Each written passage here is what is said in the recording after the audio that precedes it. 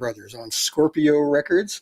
And it's an old song dating back to the 1920s, I believe. Henry Thomas, the legendary Henry Thomas, wrote that one. I believe it was recorded at Gene Esterbu's house on Buena Vista West in San Francisco, which later became Graham Nash's house. That's correct. I remember correctly, yeah. That's correct. Back. Anyway, we're doing the set break schmooze here for nugs.net, and if you're watching the free preview of the Dead and Company show this evening on YouTube, you can convert that to a paid viewing of the entire show and also go back and watch first set if you missed it by going to livedead.co or nugs.net, both of which wind up in basically the same place. I'm not sure what the differences are, but nugs.net and livedead.co have many, many options for you to subscribe to this tour, watch the videos on this tour, do audio only of this tour in many formats, and there's various other things like a subscription to nugs.net that they would like you to check out. That's why we're doing this, to attract your attention, get you interested in Dead and Company, and get you interested in nugs.net. But in addition to that, we've got a guest we're going to be talking to, right, Gary? Yeah, shall we bring him on right now? I would say so. Well, this is one of my most eagerly anticipated guests of the tour. This gentleman wandered into the world of the Grateful Dead one memorable March night in 1990. He's been family ever since, but I'd want to be talking to him even if that never happened, because he's one of my favorite musicians and one of my favorite people. Will you please welcome Mr. Branford Marsalis? Lambert, David, hello. How are you? Nice to meet you. You as well. We're on a last name basis. We are for a long time. Anyway, that's right. It's great to see you, my friend, as always, and great to be at a show together, although not together. It's kind of a strange way of witnessing it. Yeah, it is still strange, but I'm glad we're able to afford people who are not traveling right now the opportunity to do this, and so glad and so thankful to you for joining us. So we got some time to talk while the band retreats to their little lair, and so let's get to it, man. How have you been doing in this wacky year and a half? Have you been keeping your creative chops together and your sanity and all those other things? Oh yeah, the list of things you don't do well is very long. So I worked on striking some of those things off the list, and I put it to good use. That's good to know. And that's been sort of a characteristic. I think a lot of people have found creative reserves in them and ways of using the unexpected free time to handle some things in their lives that maybe needed handling, needed a kind of a slow down moment in their life. It's a longer moment than any of us would have cared to have, but it's worked out well for a lot of us, and our hearts go out to the ones for whom it hasn't worked out well. Right. I think we should ask, we've heard this story a million times, but it turns out they're growing new Deadheads all the time who were not born in 1990 when you first came into the scene. So if you just give a brief summary of how you found yourself in this world and what it was like for you. Okay. There's a music manager named Jim Louie who was working with a band in New York called Milk, who were very ironically a Dead cover band, but they were doing a demo, and he asked me to help him produce the demo. And his cousin Annie Eustavenus worked in video production for the Dead. Right. So she arrives in town, calls Jim, said, "What are you doing?" I said, "Oh, I'm doing this project with Branford." He goes, "Oh, Phil loves him." So I sent the message, "Hey, Phil, how you doing?" He sends back a message, "Come sit in with us. We're playing in Nassau tomorrow." I said, "Well, we're finishing this tonight. So yeah, tomorrow I'll drive to Nassau." Because I was living in Brooklyn at the time. And I go play with the band. I didn't think I'd get in because I didn't have a pass. I didn't have anything. And Just funny. The dead culture. Yeah, I'm supposed to play with the boys. Okay, yeah, go on in. You know, I couldn't believe that. So uh, just walk in. Sure. I'm like, that's crazy because I had already finished 2 tours with Sting, and I mean, you can't even go to the bathroom without a pass. And so I was, whoa. So met the guys, and they brought me up on the last song of the first set, which is the exact same thing I would do because other than Phil, they didn't know me. They didn't know whether I could fit in with the band or anything. So they bring you up, and if you sound like garbage, they can say, thanks for playing and go home. So, and it's only one song. It's not like the whole set is ruined, and I got it. So we started playing, and we just hit it off. It worked. And it was Birdsong, which is a song which would absolutely be in the wheelhouse of a gifted improviser. So they made it easy on you, yeah, in a way. Yeah, they did. But the extent to which you fit in and to which you acclimated yourself to that musical atmosphere was, maybe I don't want to use the word magical, but maybe I do, because there was an affinity there that's rare. Sometimes sit-ins are kind of awkward, because people defer. They say, "Oh, after you, no, after you," and then nothing gets said, or people step all over each other. But Right. you were finding the right spaces in the music to step into, and the band was affording you the right spaces. And I'll tell you, I'm a New Yorker who was living in California at the time, and I often tried to make it back for East Coast runs, but I couldn't because of work things. And my phone rang the next morning, and people said, "Did you hear what happened last night?" And Oh, I said, and man, that was one trip east I will always regret I never made. But luckily, we got to see you sit in with the band a bunch more, and some of the all right. subsequent post-Dead bands. And you've been speaking that language with those guys for more than 30 years now. One of our viewers was curious to know how you wound up. Did they invite you to stay and play the whole second set with them? They did. I'm a realist when it comes to these things. So after about 10 minutes of chatting, I said, "Well, look, man, thanks for letting me play. I appreciate it." And they said, "No, you should stay for the second set. We're going to play Dark Star. We haven't played that in months. It's going to Did be you know really what Dark trippy. You Star just go was? out." No, I didn't know. But then when I heard it, I said, "Oh, okay. Yeah, this I can do." That's right in my wheelhouse. So, Right. uh, in the audience reaction, there was a huge reaction when it started. So I said, okay, they were right. They hadn't played this in a while. And yeah, it was fun. It was a fun concert. I mean, the trick is Yeah, always and to we, just stay out of the way. That's the trick. yeah, Uh, yeah, so many times in the jazz world, a lot of people that play jazz, the reason that they actually like jazz is because they get to solo. And that's their moment and it's about them. Well, I like jazz because I actually like the sound of it. And the solo thing is real low on my list. I solo, but and when I was sitting in with the Dead, I mean, I've always been. I grew up playing in a horn section in an R&B band, and the horn section is always invisible but essential to the sound. And I'm completely comfortable with being a section guy, just playing in a section and playing an occasional 8-bar solo. I grew up doing that, so I don't mind blending in with the furniture as long as the band's sounding good. And it's never going to sound good if I'm just playing and playing and playing instead of complimenting. So I think it worked out well because they're very complimentary musicians, and uh, we were all sharing ideas. It was really cool. We were sharing ideas, and it was fun. That was a fun night. yeah. And the primary concern for the Grateful Dead and the primary concern of the really good jazz musicians is not flaunting those chops, but enhancing the quality of the conversation. Right. Yeah, the song is the most important part, not Yeah. the harmony or the structure or any of that crap. It's more about the song, the sound of the song. How do I blend in with the sound of the song? Yeah. And one way is to always to wait. So I think that night particularly, I wouldn't really come in until the second verse.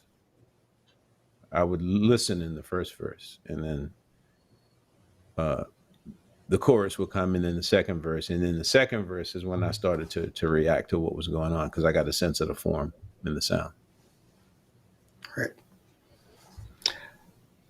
One thing I wanted to ask about, because I think what we're seeing in the Dead world now is something that you're used to, which is the intergenerational quality of musical Right. tradition, the way there are mentors and students who become mentors and all that. And that's been going on in the post Grateful Dead world. And you, of course, come from an illustrious musical family, and also from a city where there are like musical dynasties, like legendary families that pass on the tradition. So the Dead scene is kind of like analogous to that. When we see cats like Jeff Clementi and O'Teal and John picking up the torch, it's a very similar process to what I've experienced of New Orleans music and your family's music. Yeah, I mean, those guys are killing it too. I mean, it's fun to listen to. I mean, I've known O'Teal and Jeff for a very long time in different settings. Because Jeff used to be, well, probably still is, but Jeff was in Rat Dog, and that's when I first met him. And O'Teal was playing with a bunch of guys. I think he was playing with I could be wrong, but I think he's playing with Colonel Bruce Hampton in the Aquarium Rescue Unit. First came up, yeah.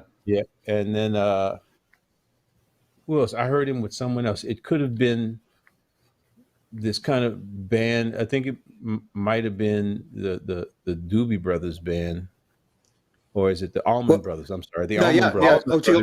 Remember the Allman Brothers. The Allman Brothers. That was the first time that I heard him, and I was like, man, between it was they were just firing, because I think Haynes was in that group too. Steve Haynes. Warren. Steve Haynes is the director of jazz studies at the University of North Carolina at Greensboro. So sorry about that. He's a good friend of mine. Right. Yeah. Warren Haynes was in there, and who else was in there? Oh man, yeah, it was the Almonds were there, but then the young guys were just killing it. Derek Trucks. Yeah, Derek Trucks came into Derek Trucks came into the band while O'Teal was there. And they maintained the traditions of the Allman Brothers band, and they also brought something really new to it. And I love, what Jeff and John Mayer and O'Teal bring to Dead and Company is great, because they have musical vocabularies that were cultivated after the Grateful Dead started. So they bring all this modern stuff into it. Last night I heard they played an incredible Birdsong, which was your first song with the Grateful Dead, by the way. They played a fantastic 20-minute version. And at one point, they got into this little kind of double time vamp. And I heard Jeff starting to tease Herbie's Cantaloupe Island. And O'Teal picked up on it right away. And I texted Jeff today to verify if my ears didn't deceive me. And he said, yeah, that's what it was. So, and I said, man, this band could take Cantaloupe Island, an incredible place. So that wouldn't have occurred to the guys in the Grateful Dead, probably, because they had their other vocabulary. So I love the way the music keeps reinventing itself, Yep. I should interrupt quickly here and remind people that what we're offering here is a free preview of Dead and Company's show at Hershey Park tonight on nugs.net.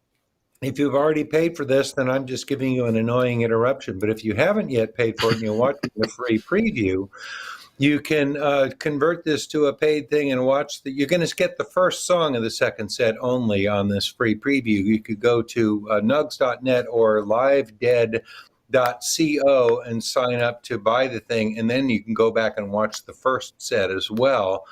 And there are other things going on that Nugsnet wants you to know about, and you can find out all about them at livedead.co. And now back to your conversation. All right. Also talking in terms of lineage and mentors, of course, you are the son of a great musician, a great mentor to not just to your family, but to generations of New Orleans musicians. And he spent time in New York as well as part of the larger jazz community. Ellis Marsalis, who we unfortunately lost last year.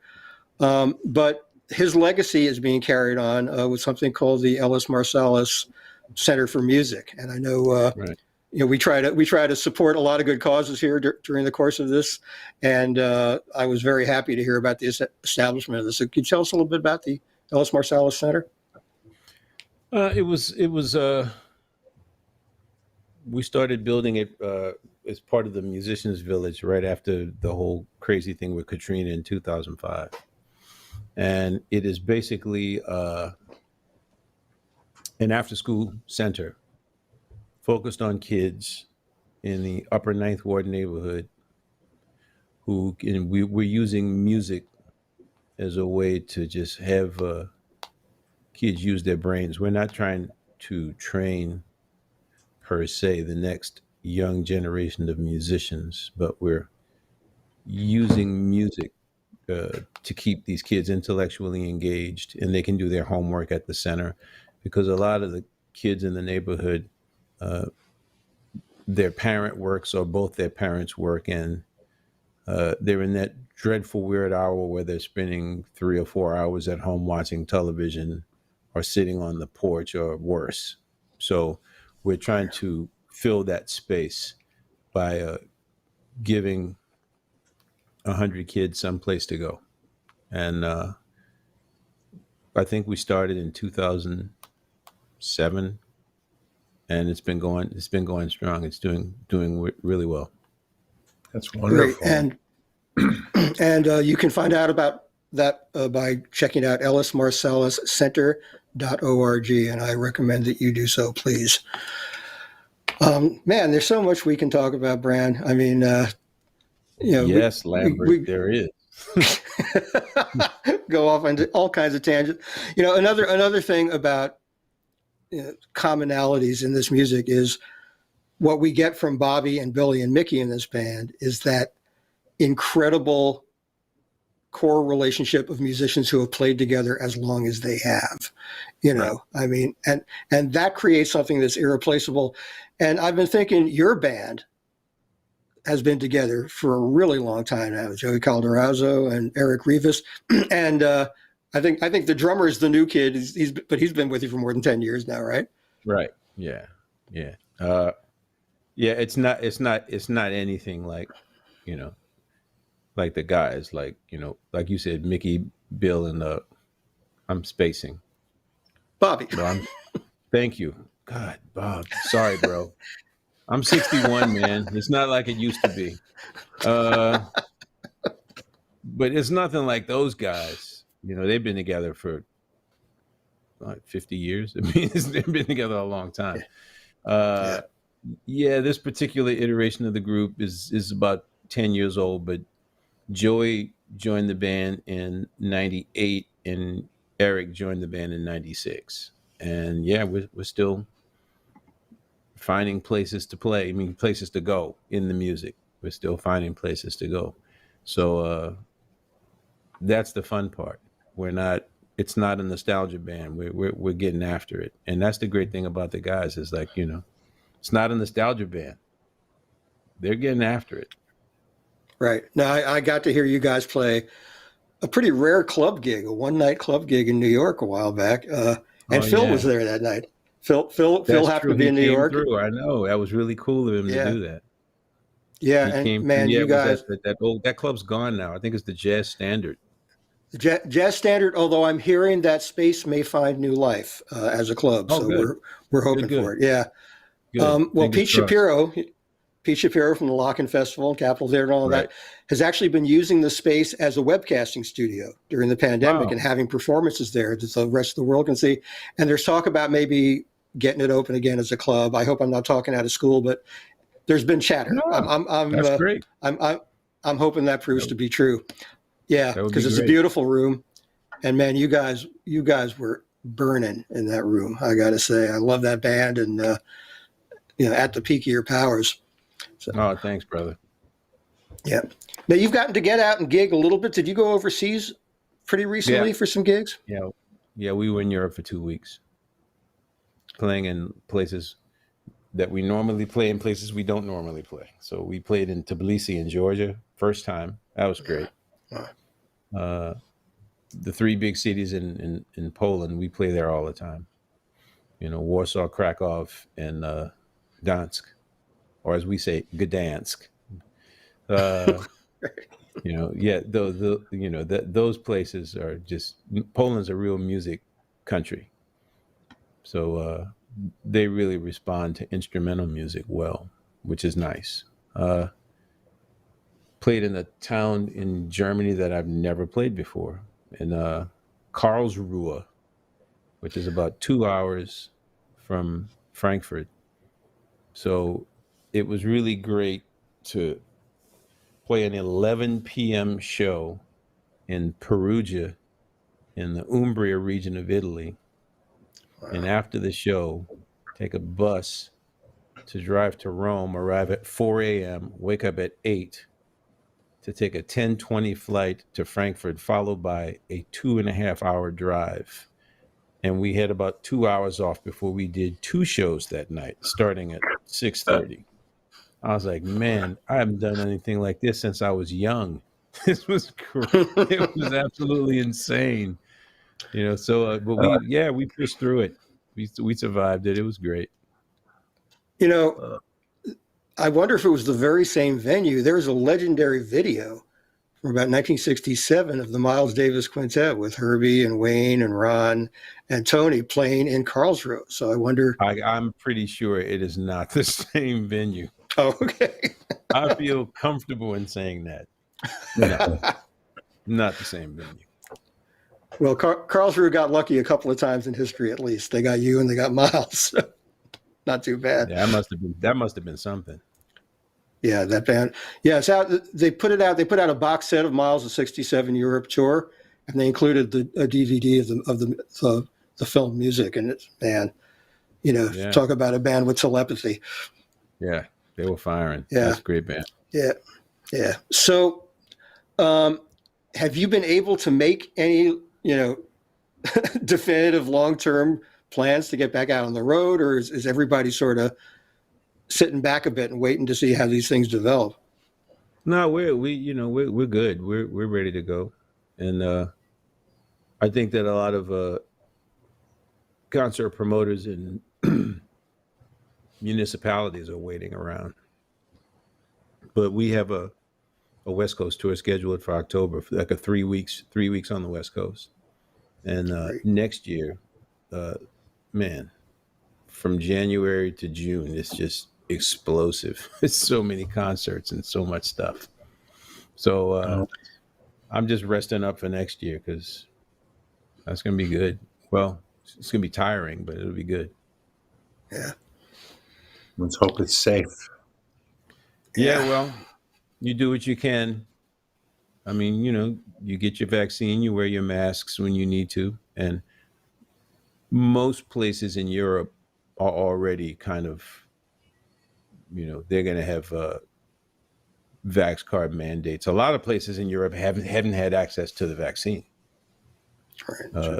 Like in Georgia, there was only 3% of the population that even had access to the vaccine. But It was an outdoor concert, so it was fine. Most of the concerts were outdoors.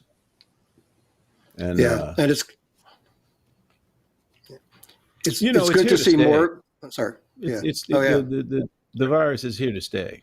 It's not going anywhere. So you just have to be smart about it. Just don't be reckless, And every country we went into, as soon as we got to the border, they're like, vaccine card, please. They weren't messing around. And good. In that stuff that we have in at home here, you didn't see people running around screaming, I refuse to wear this mask on the plane. Everybody just does what they're supposed to do. Yeah, they just do it. I'm old enough to have been around when polio was still a thing, and getting a polio shot was accepted and routine, and the people who were talking against it were so on the fringe.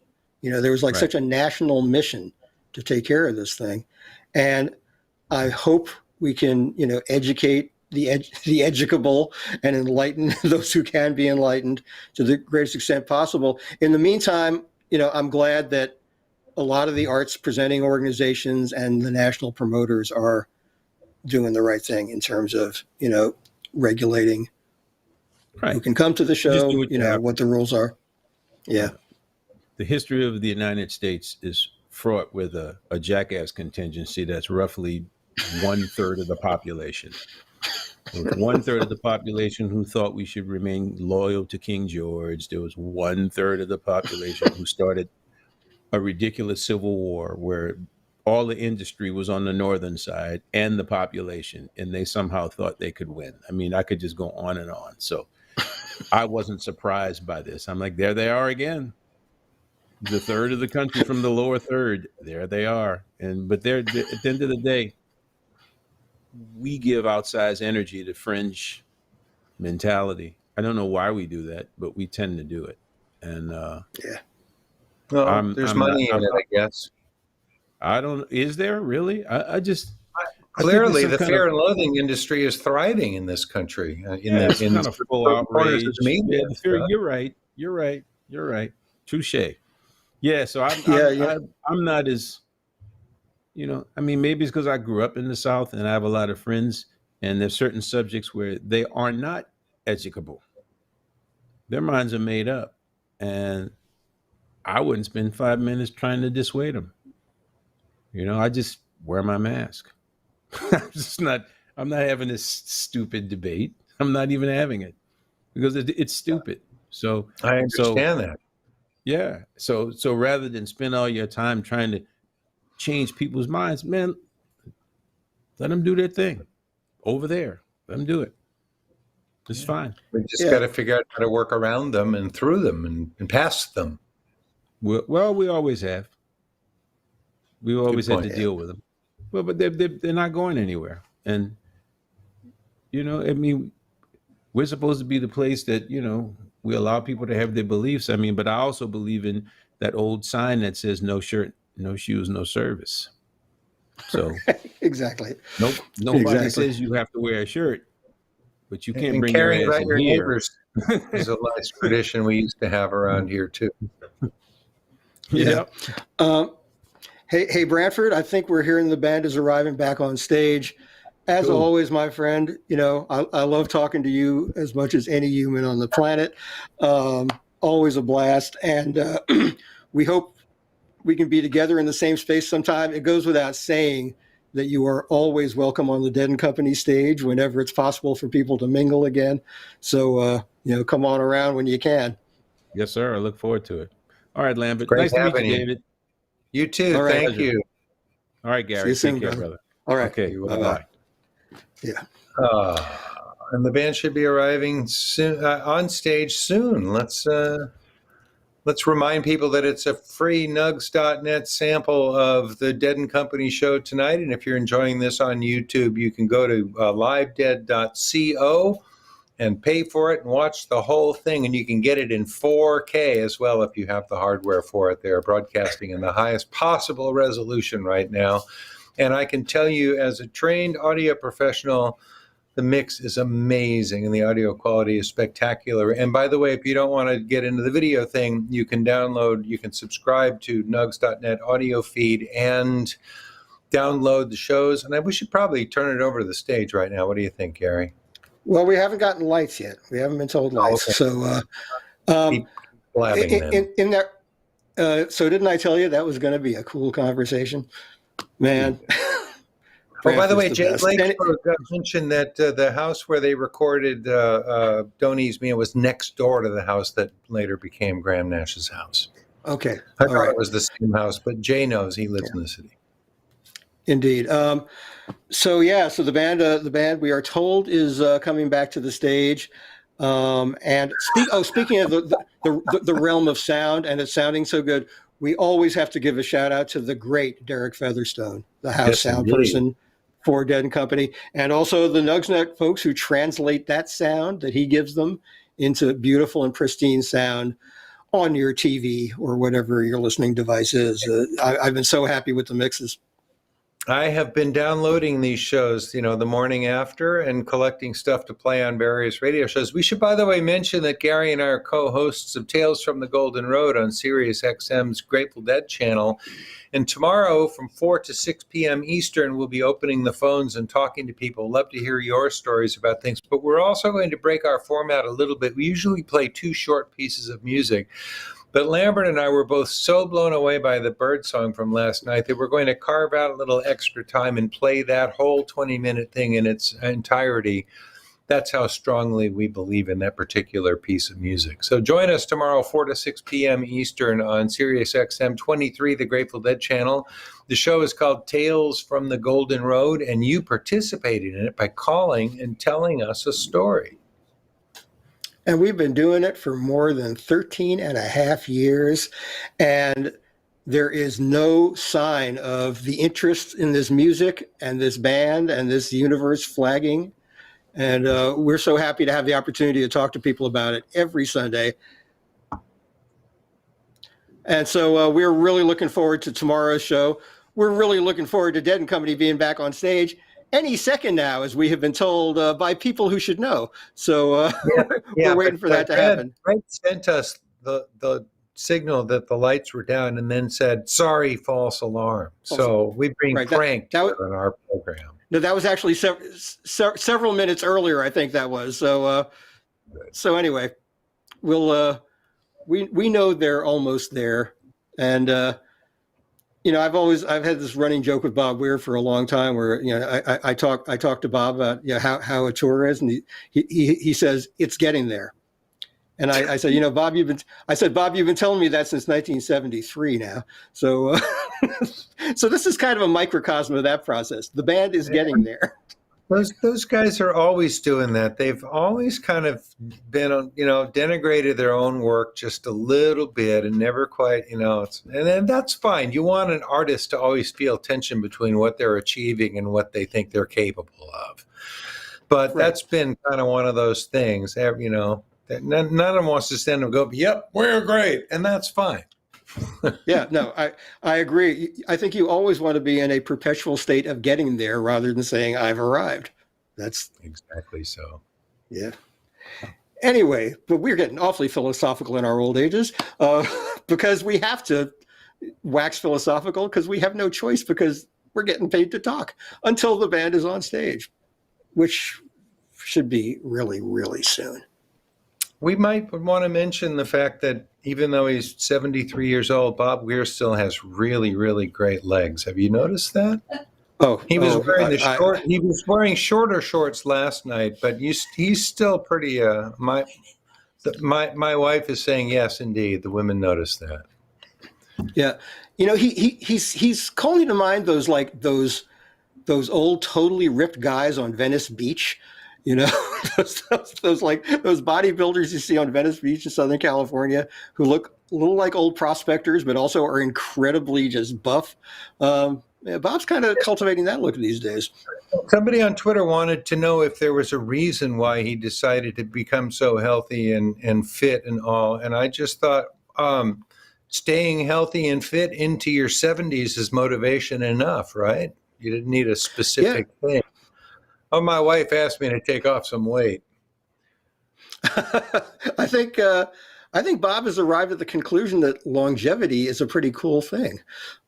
He's always talked about that. He's always said, his role models were people like Count Basie, who played into their 70s, and Duke Ellington. The guys who were in it for the long haul. Duke Ellington's great line. Someone asked him if he was going to retire, and Duke Ellington said, "Retire to what?" Right. And I think Bob's got that. I think Bob's got that philosophy too. I'm under the impression that Bob Dylan got that from his time hanging out with the Dead, that he realized that all of his heroes, Hank Williams, all those people were lifers and they just kept playing. It's like, and I remember Paul Kantner said that to me once, retire from playing? Right. It's not something you retire from. It's something you do until you can't do it anymore. I intend to keep playing music until I can't play music anymore, and I expect you do too. Oh yeah, no, it's an incredible gift to have, and I think it keeps you younger, or at the very least, keeps you immature, which is just as important. But getting back to the Bob Weir, the fit, cut 73-year-old, I think it's just a simple matter of wanting to be healthy and happy. I took some steps to ensure my longer life as well, because who wants to spend your food budget on insulin? Well put. Indeed. So the band has been arriving on stage. Yeah, The band has been arriving on stage for some time. Lights. We start. Good night. Lights. We'll Yay, see we're ya. done. See you next time.